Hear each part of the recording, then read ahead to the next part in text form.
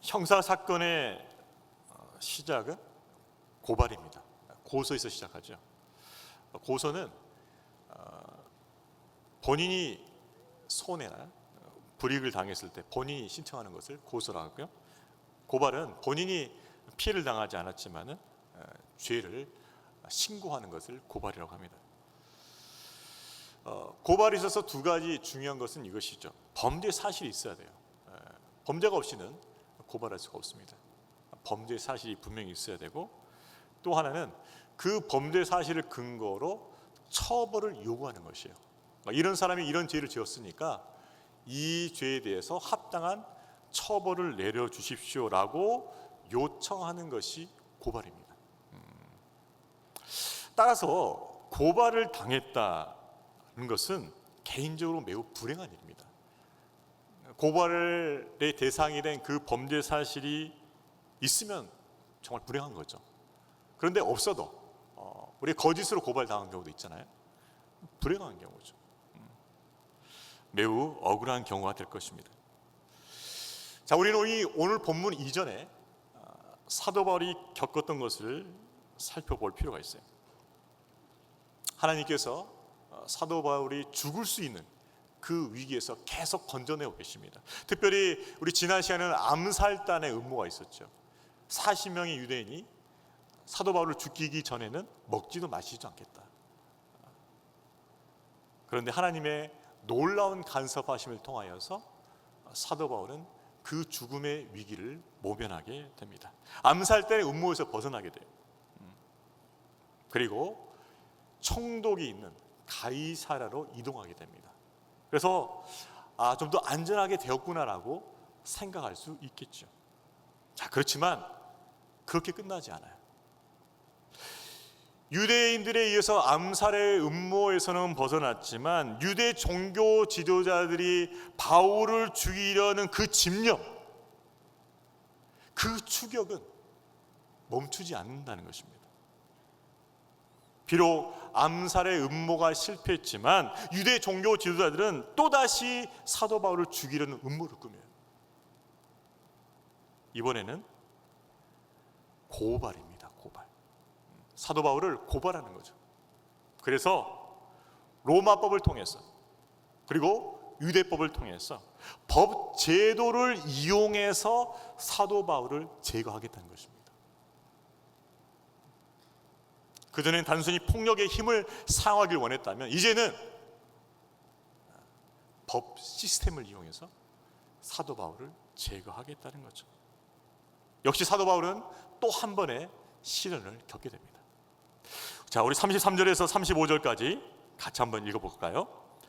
그들이 가이사랴로 들어가서 편지를 총독에 드리고 바울을 그 앞에 세우니 총독이 읽고 바울들어 어느 영지 사람이냐 물어 길리기아 사람인 줄 알고 이르되 너를 고발한 사람들이 오거든 내 말을 들으리라 하고 헤롯궁의 글을 지키라 명하니라.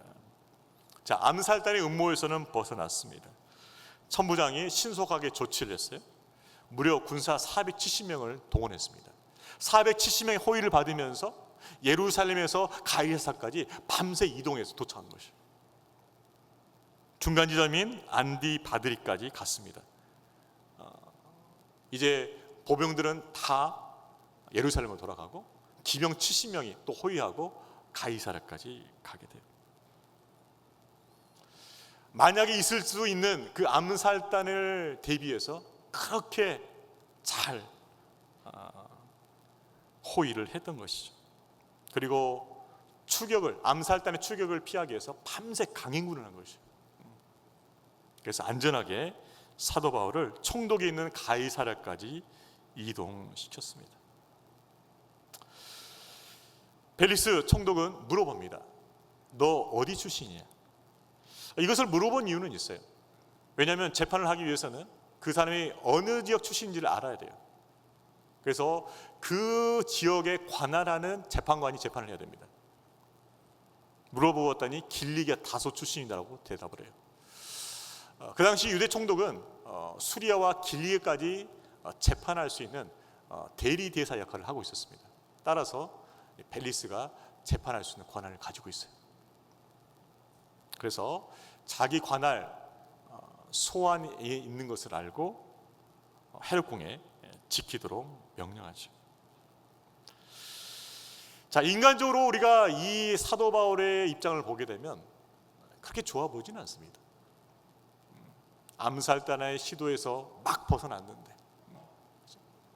로마 군인들에 붙들려서 와서 피의자 신분이고 이제 곧 재판을 받아야 돼요. 여러분, 재판을 받는 사람들의 심정이 어떤지 아십니까? 두려움이죠. 나에게 어떤 일이 벌어질까? 어떤 죄목이 주어질까? 어떤 형벌이 주어질까? 그 과정이 얼마나 고통스러울까?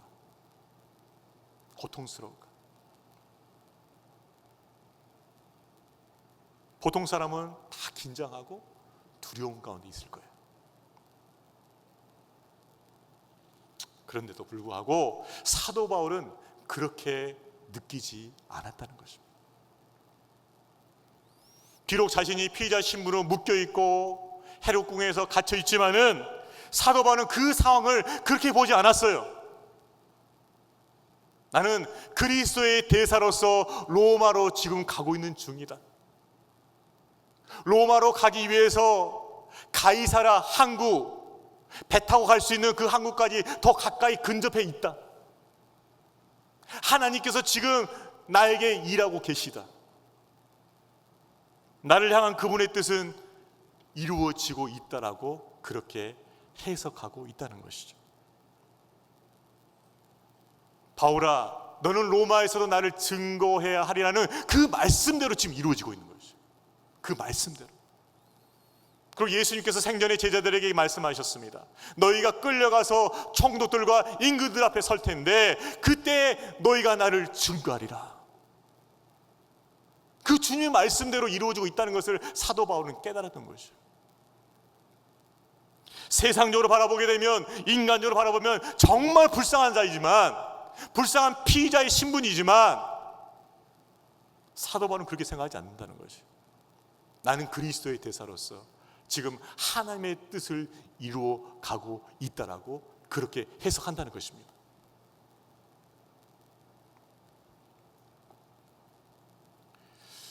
여기서 우리는 한 가지 교훈을 얻게 돼요.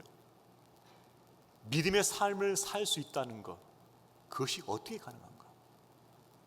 어떠한 상황에서도, 어떠한 형편에서도 믿음의 삶을 살아낼 수 있다는 것이 어떻게 가능한가? 그것은 믿음의 관점, 믿음의 생각을 가질 때만 가능하다는 것이죠. 어떠한 상황에서도, 어떠한 형편에서도, 어떠한 조건에서도 믿음의 관점과 믿음의 생각을 가지고 있다면 믿음의 삶이 가능하다는 것입니다. 그러나 우리가 실족해서 믿음의 관점을 잃어버리고 믿음의 생각을 잃어버렸을 때, 그때 우리는 세상 사람과 똑같이 살게 된다는 것이죠. 세상 사람들이 슬퍼하면 우리도 슬퍼하게 되고, 세상 사람들이 기뻐하면 우리도 기뻐하게 되고. 왜요? 관점과 기준이 똑같으니까. 그러나 주님 우리에게 말씀하십니다. 너는 하나님 나라의 관점을 가지라. 믿음의 관점을 가지라. 믿음의 생각을 가지라. 그리고 믿음의 삶을 살아내라고 말씀하십니다. 결국 어떠한 관점을 가졌는가, 어떠한 생각을 가졌는가에 따라서 오늘의 우리 현실을 다르게 해석할 수가 있다는 것이죠. 제가 한국에 방문해서 제가 아는 한 선동님을 만났어요. 이분도 이제 한국에서 사업장을 운영하시는 분인데 어려운 시간을 겪었죠.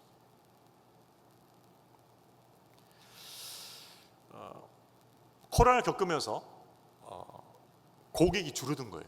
고객이. 그러면 당연히 수입이 줄어들었겠죠. 보통 이럴 때 경험하는 것이 상실감입니다. 우리 인생에 있어서 경험되는 것들이 있는데 그것이 썰물 현상이에요. 내게 원래 있었던 것인데 그것이 빠져나가는 거죠. 잃어버리는 거예요. 건강이 있었는데 건강이 빠져나가는 것이, 물질이 있었는데 물질이 빠져나가는 것이, 지위와 명예가 있었는데 그 지위와 명예 빠져나가는 거예요. 내가 힘이 있었는데 힘이 빠져나가는 거예요. 그게 썰물 현상이에요. 그 썰물 현상을 겪으면 인간이 가지는 게 뭐냐면 상실감이에요. 이것이 좀 더 깊어지면 좌절감으로 이어져요.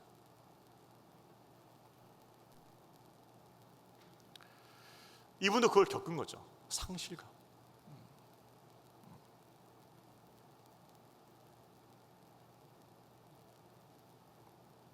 그런데 이분이 저한테 그런 말씀을 하시더라고요. 목사님, 저도 상실감을 느꼈습니다. 한번 꺾인 경험을 했어요.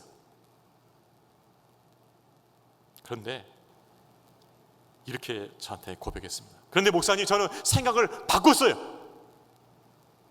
믿음의 생각으로 바꿨어요.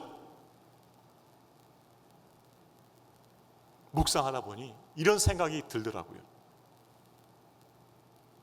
그래, 이제 내가 나이도 있고 많은 고객을 상대하기가 벅차니 하나님께서 내 나이와 건강에 맞게 일을 줄여주셨구나. 그런 생각을 하게 됐다는 것이죠. 그런 생각. 하나님께서 맞게 주셨겠지라는 믿음의 생각이 나오더라는 것이에요. 그래서 마음 가운데 평안과 감사가 회복되었다는 것을 들었어요. 여러분, 그렇습니다. 우리의 상황과 형편을 어떻게 바라보는가에 따라서 우리 삶이 달라질 수 있어요.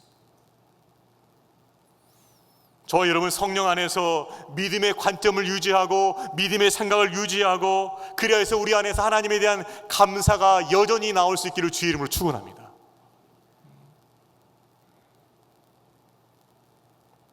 믿음의 관점, 믿음의 생각이에요. 사도 바울이 가졌던 그 은혜입니다.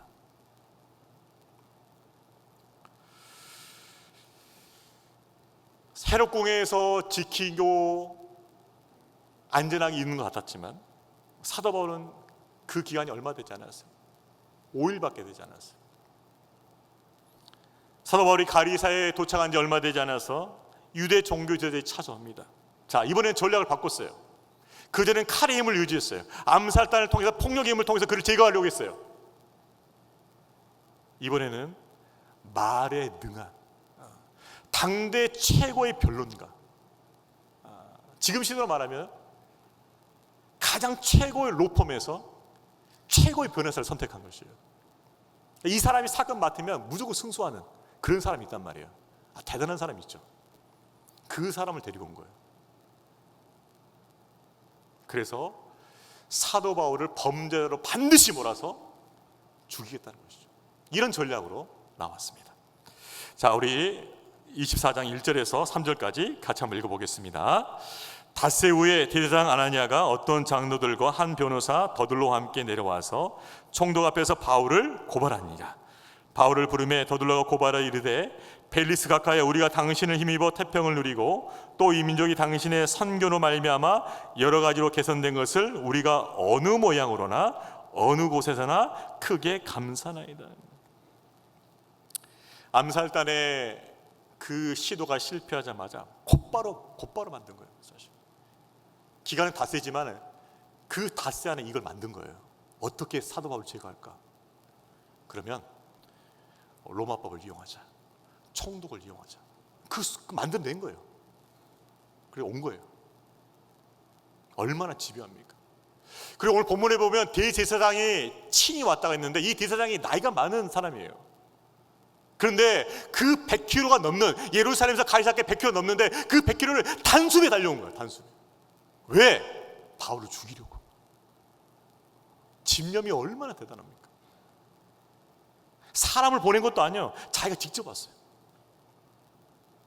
최고의 변호사를 동원해서 끈질기 공격하는 거죠. 끈질기. 포기할 만한데 포기하지 않는 거죠. 여러분, 성도들 향한 사단의 공격과 시험이 이렇습니다. 성도들이 한 번 잘 됐다고, 한 번 성공했다고, 한 번 승리했다고 아니라면 어떻게 되죠? 반드시 그 빈 틈을 타서, 반드시 그 안일한 틈을 타서 사단은 다시 재공격을 해요. 반드시.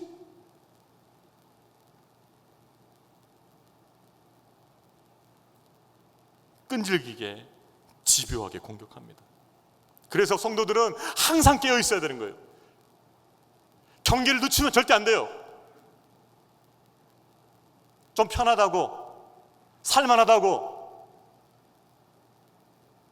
경건생활 게을리하고, 주님 앞에 섬기는 것도 게을리하고, 그렇게 안일할 때 틈을 보인다는 것이죠. 예수님께서 마태복음 20장 41절에서 말씀하십니다. 시험에 들지 않게 깨어 기도하라. 시험에 들지 않게 깨어 기도하라. 시험은 항상 찾아온단다. 시험에 들지 않게 깨어 기도하라. 마음은 원이로되 육신이 약하도다. 마음만 믿음의 삶을 살고 싶어 하는데 실제 나의 삶은 육에 속한 삶이라는 것이에요.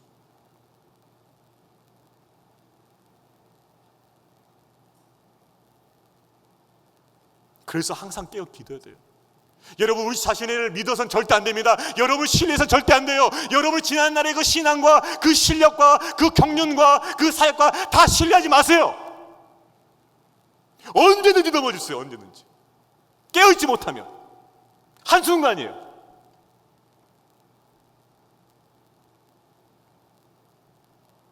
어제까지 승리했다가도 오늘 넘어질 수 있는 게 우리예요.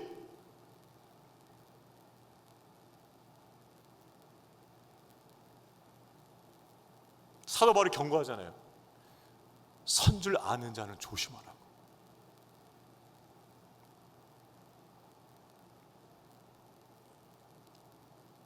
성도들이 시험에 단단히 걸리게 되면 이런 현상이 발생해요. 자기는 시험에 걸려 있는데 그 시험에 걸려 있다는 것을 몰라요. 지금 자기에게 시험이 왔어요. 시험 당하고 있어요. 시험이 지금 단단히 들었어요. 근데 자기는 몰라. 다른 사람만 알아. 아, 저 사람 시험 들었구나. 다른 사람은 알아요, 성도들은. 근데 자기는 몰라, 시험 든 거.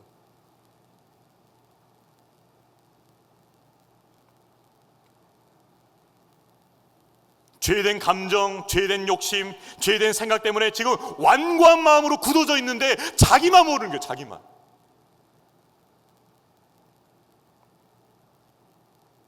근데 그런 분한테는 아무리 말을 해도 안 들어. 왜? 시험이 단단히 들었으니까. 마음이 굳어져 있으니까.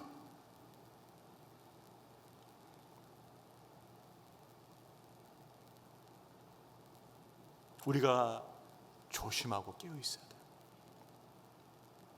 끊임없이 공격하는 사단의 시험과 공격을 우리가 막아내고 이기기 위해서 제가 3가지 팁을 드리겠습니다. 첫 번째는 늘 기도와 말씀을 깨어 있어야 돼요. 늘 기도와 말씀을 깨어 있어요. 따라해 보세요. 기도와 말씀으로 깨어 있어야 합니다. 기도와 말씀을 깨어 있어야 됩니다. 이건 기본 무기예요, 기본 무기. 늘 기도하고 말씀 봐야 돼요. 내가 이때까지 몇 독을 했는데 그거 잊어버리세요. 그거 중요하지 않아요. 오늘 말씀 안 보는데 무슨 동거예요? 오늘 기도 안 하는데 지금. 제일 신앙생활에서 위험한 사람이 뭐냐? 묵은 양식으로 가는 사람, 묵은 은혜로 가는 사람이 있어요. 1년 전 받았던 그 은혜 가지고 재탕, 3탕, 4탕 하면서 살려는 거예요, 오늘을. 여러분, 광야에서 만나는요, 그날 내린 만나를 먹고 살았어요. 그날 내린 만나. 오늘 주신 은혜로 오늘을 살아야 되는 줄로 믿습니다.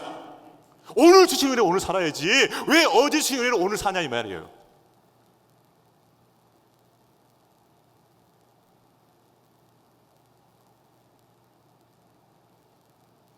기도와 말씀으로 늘 깨어 있어야 돼. 두 번째는 뭐냐? 공동체 안에서 은혜를 함께 받아야 돼. 공동체 안에서 항상 공동체 안에 머물러 있어야 돼요. 제일 문제되는 사람은 뭐냐? 항상 혼자 있으려는 사람. 이 사람이 문제야, 문제. 내가 볼 때. 혼자 있게 되면 독선적이 되고 딴 길 가게 되고 치우치게 돼 있어요. 공동체 안에서 은혜를 받아야 돼. 공동체 안에서. 세 번째, 이것도 따라하시기 바랍니다. 다른 사람의 말을 안 따라하려고 작정하신 것 같은데 다른 사람의 말을 들으려고 해야 합니다. 완고함의 특징이 뭐냐면 말을 안 듣는 거예요. 안 듣는 거예요. 여러분 스스로 점검해 보세요. 내가 다른 사람 말을 자꾸 안 들으려고 하고 내 생각대로 한다 그러면 좀 조심해야 돼요. 스스로 점검해 봐야 돼요. 내가 지나치게 지금 완악해져 있지 않는가? 점검해 봐야 돼요. 제가 그래서 농담으로 합니다. 농담이에요. 이거 진리가 아닙니다. 아무튼 남자들은 나이 들면은 부인의 말을 들어야 돼.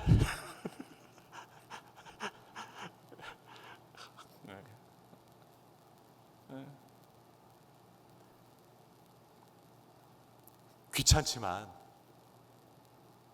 듣기 싫지만 들어야 돼요. 왜요? 그 말을 들어서 하는 것이요. 기도와 말씀으로 깨어있길 바랍니다. 늘 공동체 안에서 은혜 받길 바랍니다. 다른 사람의 말을 들을 수 있길 바랍니다. 그러면은 우리가 잘 지킬 수 있어요.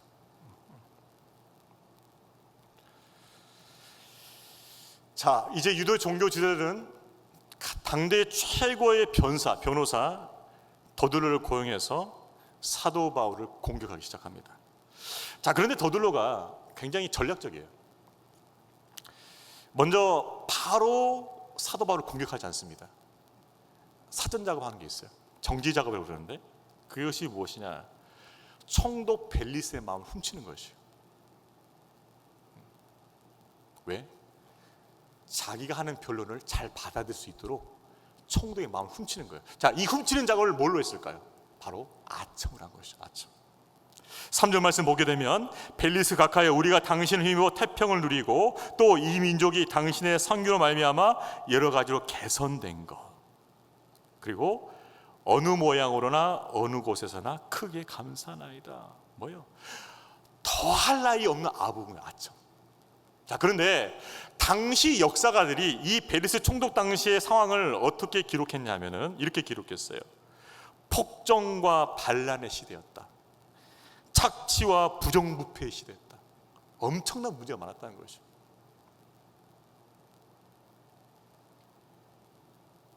그래서 항상 소요가 있었고 불안한 시대였다고 역사가들은 평가하고 있습니다. 그럼 뭐예요 이게 지금? 사실과 다르게 아첨하는 거예요. 아부하는 거죠. 왜? 총독의 마음을 훔치기 위해서, 자신이 유리한 판결을 얻기 위해서. 여러분, 사단이 우리 공격하는 가장 중요한 수단 중에 하나가 뭔지 아십니까? 말이에요. 말을 듣는 것도 조심해야 되고 말을 하는 것도 조심해야 돼요. 왜? 말을 통해 사단이 역사하니까. 창세기 3장에 보면 선악과 사건이 나오죠. 뱀이, 사단이 하와를 넘어뜨립니다. 어떻게? 간관 말을 통해서. 하와, 하나님이 정말 동산 모든 나무의 과실을 먹지 말라고 했어? 하나님 그렇게 말씀 안 하셨거든요. 선악과 먹지 말라고 하셨거든요. 그러면 모든 나무의 과실을 먹지 말라 하셨으면 이게 어떤 느낌이죠? 하나님은 정말 자유를 제약하시는 분 같아. 하나님을 부정적으로 느끼면 안 돼요. 부정적으로 느끼면 안 돼요. 우리가 듣는 말을 통해서 잘못 시험받으면 어떤 일이 벌어지냐? 자꾸 하나님을 의심해요. 하나님 사람을 의심해요. 부정적으로 여기게 만들어요. 하나님 정말 좋은 분인데 하나님 나를 억압하시는 분, 나의 자유를 제한하시는 분, 내 마음대로 못하게 하시는 분, 이런 식으로 부정적으로 느끼게 만든다는 거죠. 또한 뱀이 이렇게 말합니다. 선악과 먹어도 돼. 그거 먹어도 너 죽지 않아. 하나님 뭐라고 말씀하시죠? 반드시 죽으리라.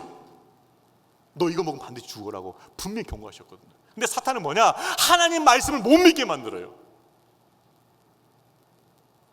그 말씀을 경홀히 여기게 만들어요. 그래서 불순종하게 만들어요. 거짓을 확신하게 만들어요. 그래, 내가 신앙생활 안 하겠다는 것도 아니고 지금까지 하나님 섬긴 것도 있는데 이 정도의 죄쯤이야 하나님께서 나를 다 주시겠지. 그런 생각이 내 안에 우연히 들었어. 근데 그런 생각이 막 밀려와. 그래, 야, 너 이 정도까지 했다고 하나님께서 뭐라 하시겠냐? 하나님 그렇게 째째한 하나님이냐? 해도 돼. 우리로 하여금 거짓을 확신하고 불순종으로 가게 만든다는 거예요. 사탄이 이렇게 마지막도 유혹합니다. 야, 너 그거 먹으면 하나님처럼 된다. 정말 위대하게 될 수 있어. 큰 사람 될 수 있어. 우리가 사탄의 말에 넘어가서 뭔가 대단한 것을 얻을 수 있는 것처럼 그 착각에 빠질 때가 있어요. 잘못된 길을 가면서도 뭐가 대단한 것이 이루어질 것처럼 착각할 수 있어요. 그게 사탄의 말이에요. 간교한 말이에요. 간교 속삭임이에요.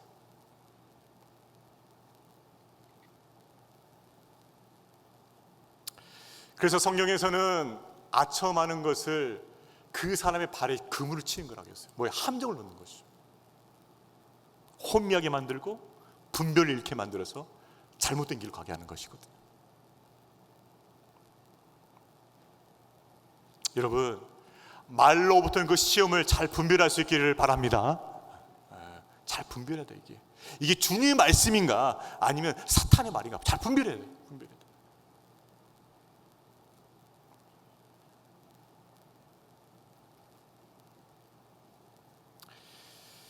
총독 벨리스에게 아첨으로 접근한 변호사 더둘로는 이제 본격적으로 바울을 고소합니다. 자, 우리 마지막으로 5절 6절 같이 읽겠습니다. 우리가 보니 이 사람은 전염병 같은 자라 천하에 흩어진 유대인들을 다 소유하게 하는 자여 나사렛 이단의 우두머리라. 그가 또 성전을 더럽게 하려 함으로 우리가 잡았사오니. 굉장히 연구를 많이 한 느낌이에요. 자, 제가 대제사장이 이 더둘을 고용한 이유를 뭐라고 했죠? 사도 바울을 죽이기 위해서 온 거예요. 죽이기 위해서. 고발을 통해서 정확히 죽이는 거예요. 목적이에요.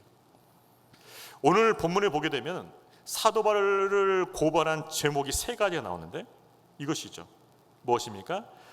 이 사람은 소유하게 하는 자다. 소유죄. 나사렛 이단의 우두머리. 당시의 이단들이 로마 정부에 많이 반란을 일으켰어요. 반란죄. 그러니까 첫 번째는 소유죄, 두 번째는 반란죄. 자, 그다음에 뭐죠? 성전을 더럽게 한다. 이것은 유대법에서 뭐예요? 신성 모독죄로 역시 이것도 사형해야 한다는 거죠. 자, 당시 로마 제국은 많은 식민지를 거두고 있었어요. 그래서 그 식민지를 통치하면서 겪는 어려움 중에 뭘까요? 소유죄죠. 반란죄. 그래서 소유죄와 반란죄는 다 사형입니다. 다 사형이에요. 소유죄와 반란죄를 일으켰던 주모자들은 무조건 다 사형이에요. 그리고 심하면 십자가에 매달아요. 자, 정리해 볼까요? 소유죄를 저질렀습니다. 자, 이것이 입증되면 사도 바울은 어떤 형을 받게 되죠? 사형. 나사렛 이단의 괴수여서 반란을 일으켰습니다. 이것이 사실로 입증된 뭐예요? 사형. 성전을 모독했습니다. 더럽혔습니다. 유대법을 인정해 주십시오. 어떻게 돼요? 사형이에요. 그러니까 이 세 가지 항목 중에 제목 중에 하나만 해당되면 사도 바울은 무조건 사형이에요. 이렇게 짜는 거죠. 셋 중에 하나만 걸려라.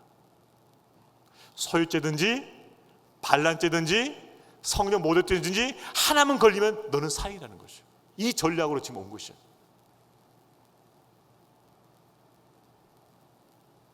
여러분, 더둘로가 이렇게 사도 바울을 죽이려고 참소하고 고발했던 것처럼 사단도 그렇게 우리에게 역사한다는 것이죠. 사단도. 성도들이 믿음이 약해질 때 사단이 참소해요. 야, 너 그 믿음 가지고 제대로 뭐 해야겠냐? 너 그런 죄 짓고 너 그런 일 벌이면서 청구할 수 있겠어? 우리의 작은 허물을 굉장히 크게 보게 만들어요. 또 이미 회개한 죄까지도 다시 끌어내가지고 너 그때 이거 했었지. 우리를 부끄럽게 만들고 좌경에 빠지게 만들고 침체로 떨어뜨려요. 이게 사단의 참소예요. 거기에 넘어가면 어떤 생각을 갖게 될까요? 그래, 나 같은 사람이 어떻게 하나님 자녀가 될 수 있어? 나 같은 사람이 어떻게 하나님의 천국에 들어갈 수 있어? 난 자격이 없어.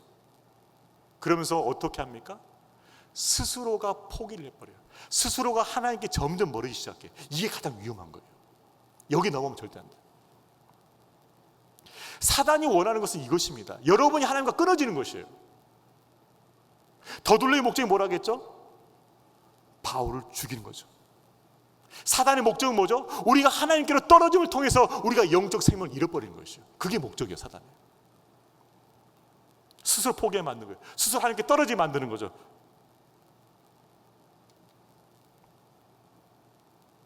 여러분, 우리가 시험이 들 때 우리가 붙잡아야 할 것이 있습니다. 그게 무엇일까요? 그게 바로 십자가의 사랑입니다. 여러분, 시험이 들 때마다 여러분이 무엇을 바라봐야 될까요? 십자가를 바라봐야 돼요. 무엇을 붙들어야 될까요? 십자가를 붙들어야 돼요. 날 위해서 물과 피를 아낌없이 주신 그 주님의 사랑을 내가 붙들 때 우리의 모든 연약함과 모든 허물을 덮어주는 그분의 사랑으로 다시 회복되고 일어날 줄로 믿습니다. 십자가의 사랑밖에 없어요. 사랑밖에.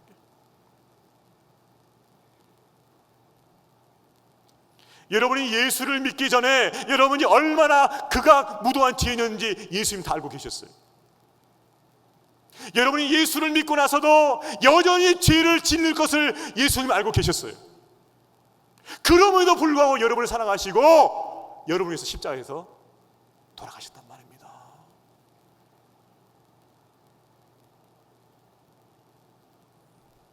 십자가는 상처받은 영혼이 치유받는 것이에요. 낙심한 영혼이 새 힘을 얻는 것이에요. 불안에 떠는 자들이 평안을 얻는 것이 십자가입니다. 그 십자가를 바라보고 붙들고 그 사랑을 기억하는 성도들 되시기를 주의 이름으로 축원합니다. 십자가로 돌아가야 돼요. 십자가로.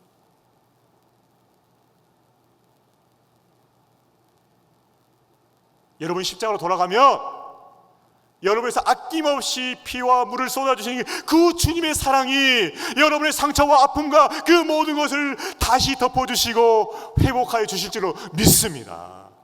다른 것을 찾았기 때문에 안 되는 것이에요. 다른 것을 찾았기 때문에 십자가로 가야 되는데 자꾸 다른 것을 가는 거예요. 사람에게 가고 뭔가 의지할 뭔가 찾아가고, 그러니까 진정한 회복이 없는 거죠. 우리가 쉴 곳, 우리가 치유받을 곳, 우리가 세임 얻을 곳은 오직 그리스도의 십자가밖에 없는 줄로 믿습니다. 십자가를 바라보세요. 십자가.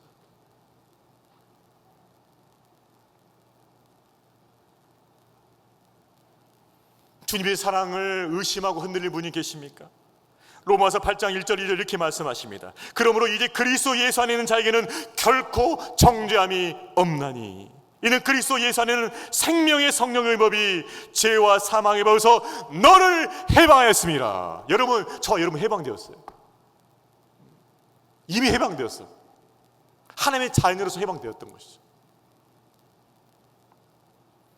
지금도 주님께서 우리를 이렇게 붙들고 계시죠. 로마서 8장 33절 34절 누가 능히 하나님이 택하신 자를 고발하리요 의롭다 하시는 이는 하나님이시니 누가 정죄하려 죽으실 뿐 아니라 다시 살아내시는 그리스도 예수시니 그는 하나님 우편에 계신 자요 지금도 우리를 위하여 간구하시는 자신이라. 지금도 간구하고 계셔요. 그런데 우리를 누가 정죄하겠어요? 그분이 우리를 사랑하시고 긍휼히 여기시고 우리를 기도하고 계신데 누가 우리를 정죄할 수 있겠냐고요. 사탄이? 그 누가? 정죄할 수 없어요.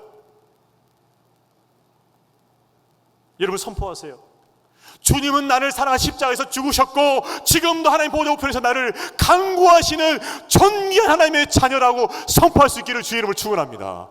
선포하세요. 나는 존귀한 주님의 자녀인데 왜 나를 정죄해? 난 정죄받을 이유가 없어. 주님은 지금도 나를 사랑하시고 나를 위해서 기도하고 계셔요. 우리가 우리의 신분을 확고히 하지 않으면 흔들리는 거죠. 나는 존귀한 주의 자녀야.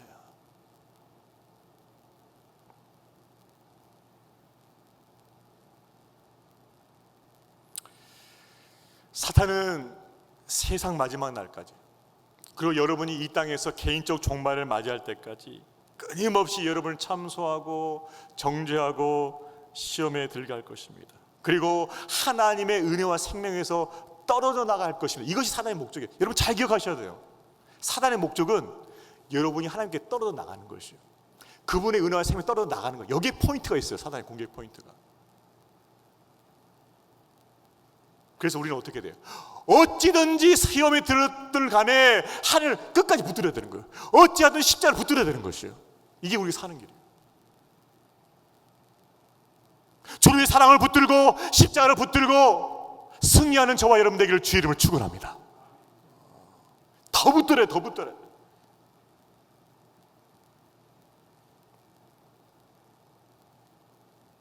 붙들 힘이 없으면 이렇게 기도하세요. 주여 제발 나를 붙들어 주세요. 그렇게 기도하셔야 돼요. 하나님, 저는 더 이상 붙들 힘이 없어요. 제 의지로는 이제 바닥이 났어요. 이제 힘이 다 떨어졌는데 하나님 저를 제발 한 번만 붙잡아 주세요. 저를 붙잡아 주세요.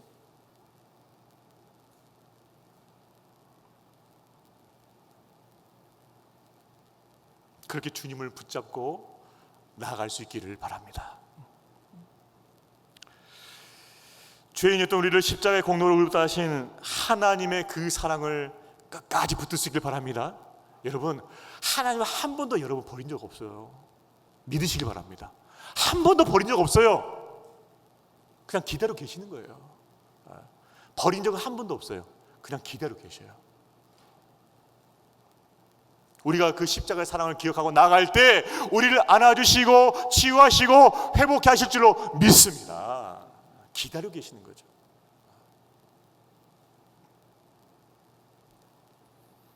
우리를 위해 아낌없이 피와 물을 흘려주신 십자가의 사랑을 굳게 붙듦으로 흔들림 없이 믿음 생활할 수 있기를 축복합니다. 말씀을 정리하겠습니다.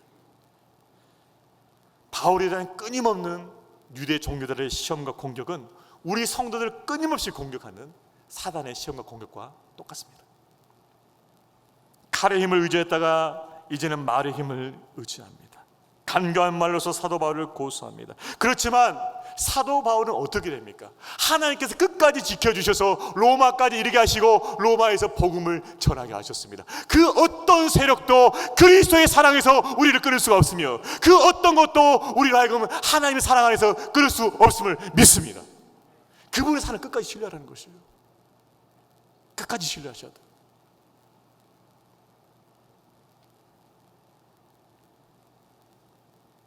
그러면 이제 나 사랑하면, 정말 나를 아끼고 사랑하신다면 이제 권한 그만 주셔야죠. 이제 이런 어려움 끝나야죠. 날 사랑하시는데 왜 여전히 어려움과 시험이 있어요? 반문할 수 있어요.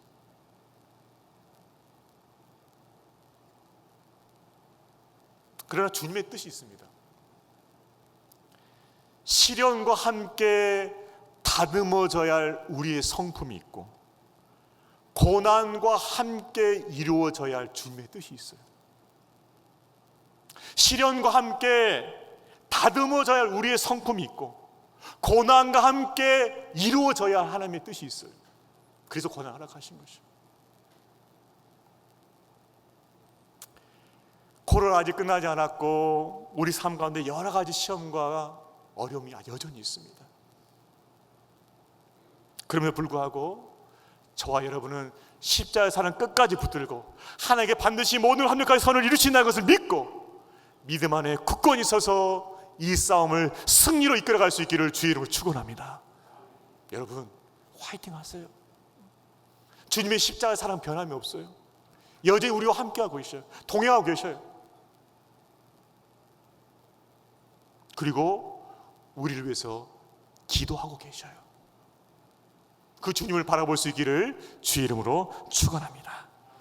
십자가의 사랑을 붙들고 주의 말씀을 붙들고 성령의 능력을 온전히 의지함으로 모든 시험과 시련과 환난 가운데서 견뎌내고 승리하는 우리 모두 성도 되시기를 주의 이름으로 축원합니다. 우리 다 같이 자리에 서서